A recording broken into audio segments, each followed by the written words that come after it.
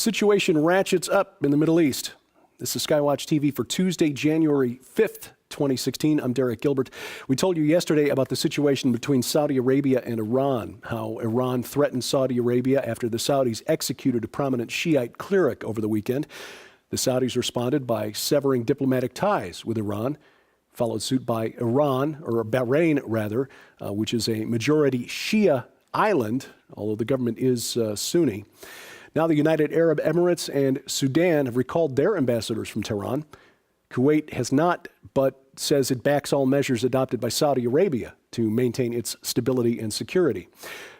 This isn't all-out war, at least not yet, but remember that Iran on the one hand and Saudi Arabia as the leading Sunni power in the Middle East on the other hand are essentially backing opposite sides in the proxy war in Yemen and, of course, backing opposite sides in the ongoing fighting in Syria and Iraq, where there are reports coming now of Shiite backlash against Sunnis. So in light of all of this, the map now on your screen may have suddenly become the most important geopolitical map in the world, showing the breakdown of the percentages of Sunnis and Shias in the nations around the world. What appears to be developing is a sectarian war between branches of Islam that hate each other almost as much, if not more, than they hate Jews and Christians. Here at home, as the floodwaters recede, an environmental disaster may be looming in St. Louis. The area there may soon learn what happens when radioactive byproduct from the Manhattan Project comes into contact with an underground fire at a landfill that is then soaked by 12 inches of rain in 48 hours. The underground fire burning at the Westlake and Bridgeton landfills, located just northwest of St. Louis International Airport, is coming dangerously close to radioactive material dumped there back in 1973. And unfortunately, even though 100,000 tons of nuclear weapons-related material is dumped at the site, nobody knows the exact physical boundaries of where that material is located. Now, a peer-reviewed study published on December 30th by a group looking into the soil, sediment, and house dust samples taken from a 77-square-mile area around the landfill report that radiological contaminants have, in fact, spread to populated areas in northwest St. Louis County. Co-author of the study told a reporter that the material that they found is hotter than what you'd find at a uranium mill tailings operation. Another problem at the landfill site, of course, the emission of radon gas caused by the decay of radium, thorium, uranium, and other radioactive materials precipitates out of the atmosphere as lead-210, which is considered a leading cause of lung cancer. In a nutshell, it appears that radioactive material has been moving off-site from the Westlake landfill for more than 40 years and potentially leaching into the groundwater. A situation that was exacerbated with the record-setting rains here in Missouri just a couple of weeks ago. As you can see from the photos taken by residents in the area, the recent heavy rain that caused historic flooding in St. Louis has led to runoff that went directly into the Missouri River. In Japan, speaking of radioactivity, researchers have discovered an element even more radioactive than plutonium. No known use for this material yet. The highly toxic element called ununtrium is now recognized as the 113th element on the periodic table. Could potentially be used to create weapons even more deadly than the implosion-type nuclear weapon detonated over Nagasaki in 1945, which was fueled with plutonium. Ununtrium, like plutonium, emits deadly alpha rays when it decays. And it's so unstable and radioactive that only minuscule amounts have been created. Researchers don't know very much about it because it decays so quickly. And of course, all this begs the question, why? Meanwhile, Southern California is dealing with a natural gas leak of historic proportions at a storage facility just northwest of Los Angeles.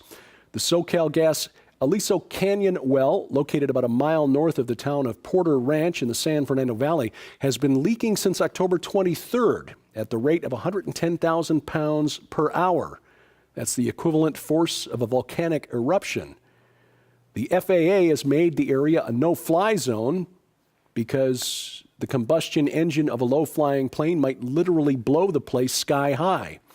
This is being called the biggest environmental disaster since the BP Deepwater Horizon well exploded in the Gulf of Mexico about 5 years ago.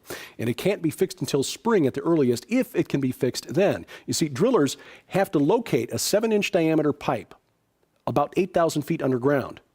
And they have to drill close to it without accidentally nicking the casing pipe and causing a spark,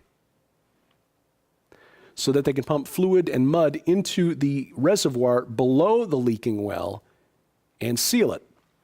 And of course, all this work has to be done in the daylight because electric lights in an area that's leaking 110,000 pounds of natural gas into the atmosphere per hour is a really bad idea. The Los Angeles School District has closed the 2 Porter Ranch schools and moved the 1,900 students to other schools in the district until the leak is fixed.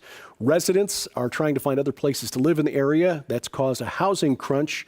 Hotels are at capacity. Rents in the area are ranging as high as $8,500 a month. It's a mess. And apparently, because it hasn't exploded, it's not getting an awful lot of attention from the national media. Speaking of schools, Google is collecting information on school kids, and it doesn't appear that there's much parents can do about it at the moment.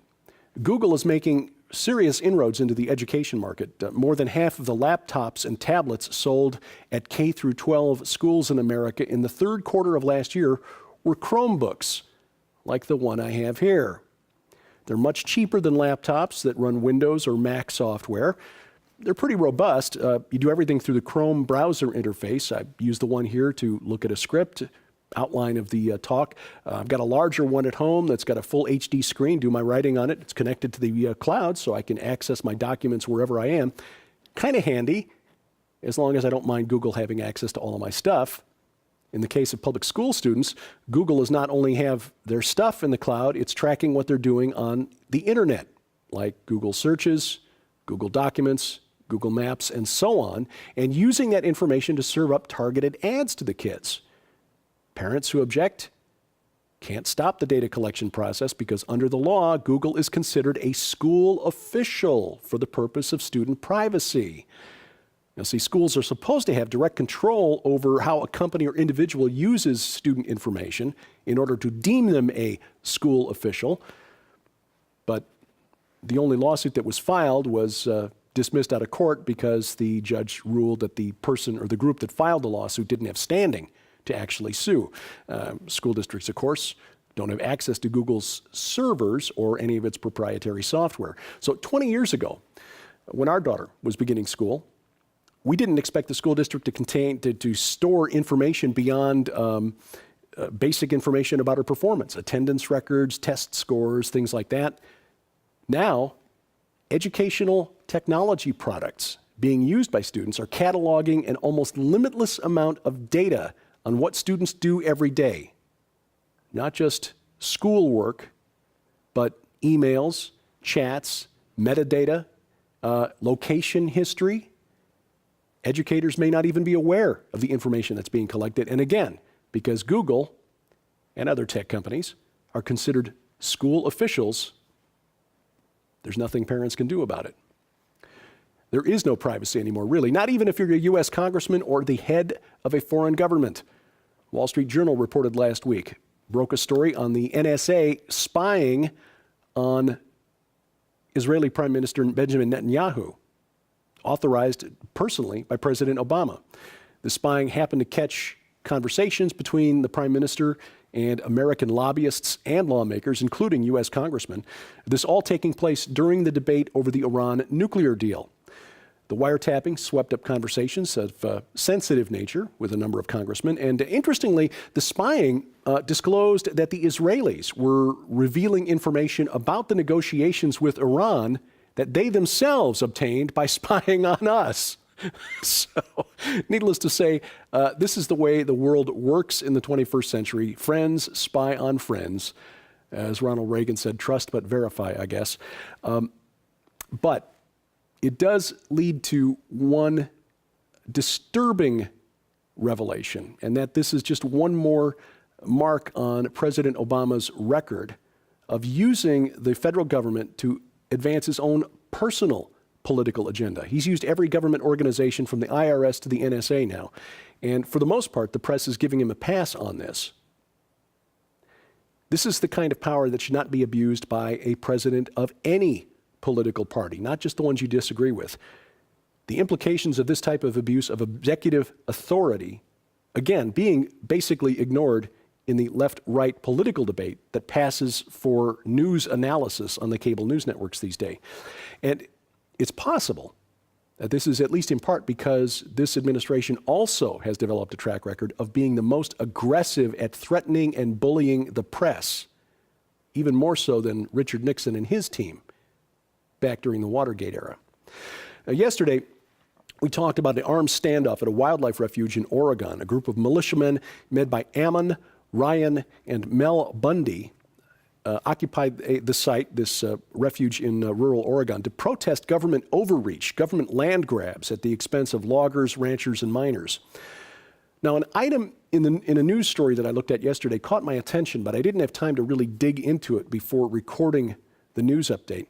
A reporter asked a protester who was patrolling the perimeter at this wildlife refuge, asked him for his name, and the gentleman replied, Captain Maroney from Utah.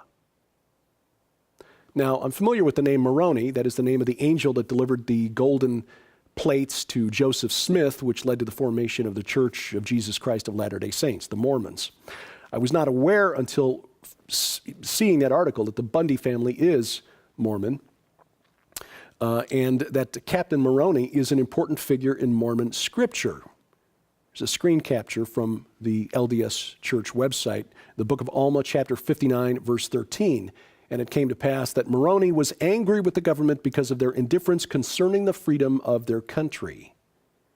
Hence the reference to Captain Moroni. Apparently, Bundy supporters at the 2014 standoff at their ranch in Nevada often made references to Book of Mormon passages centering on Captain Moroni. This sheds some light on their beliefs, why the Bundy brothers are doing what they're doing. Father Cliven Bundy, at a political rally in Utah a couple of years ago, called the Constitution a divine document on par with the Bible and the Book of Mormon.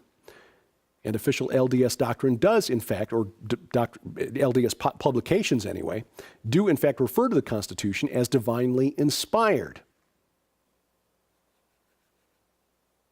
So it follows, if you believe that the Constitution is divinely inspired and the federal government is violating the Constitution, overreaching the authority granted to it by the Constitution, this divinely inspired document, then you are justified in resisting that government.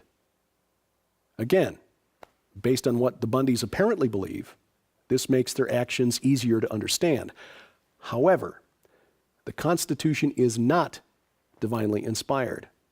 It is the greatest foundational document written for any government in history. I would much prefer that the federal government adhere to the Constitution. If you've watched this program for any length of time, you know that really gets under my skin. But it does not rise to the level of Scripture. The Bible trumps the Constitution. And as much as it aggravates me, and as much as it certainly is causing pain and distress to the families and supporters of the Bundys and the Hammonds in Oregon, Romans 13, 1 through 7, and 1 Peter 2, verses 13 and 14, trump the Constitution. And we as Christians must make our decisions about our actions based on the Bible. Looking at the year ahead, it is going to be a pivotal year in many ways, politically, perhaps prophetically. We talk about that tonight on SkyWatchTV, which airs at 9:30 p.m. Eastern Time on the Christian Television Network. That's UTC-5. The Christian Television Network is carried on DirecTV Channel 376, Dish Network Channel 267, the Glory Star Satellite Channel 117, and tonight it is Tom Horn and my best friend and wife, Sharon K. Gilbert, joining me for a look ahead at the year 2016 on SkyWatch TV. If you don't get satellite TV, you can watch it on the Christian Television Network's website. They stream the program to their website at ctnonline.com. And of course, it'll be available later this week on our official Roku and YouTube channels. And of course, just with a simple click, you can support SkyWatch TV by sharing our videos and Facebook posts, and of course, our items at our Twitter feed. You'll find those here, and you'll also find me online when I choose to pontificate on the internet, my Twitter feed, Facebook page, and my website. And if you have comments or questions for SkyWatch TV, send those to me at dgilbert@skywatchtv.com. Thank you for watching. As we keep watch, I'm Derek Gilbert, and this is SkyWatch TV.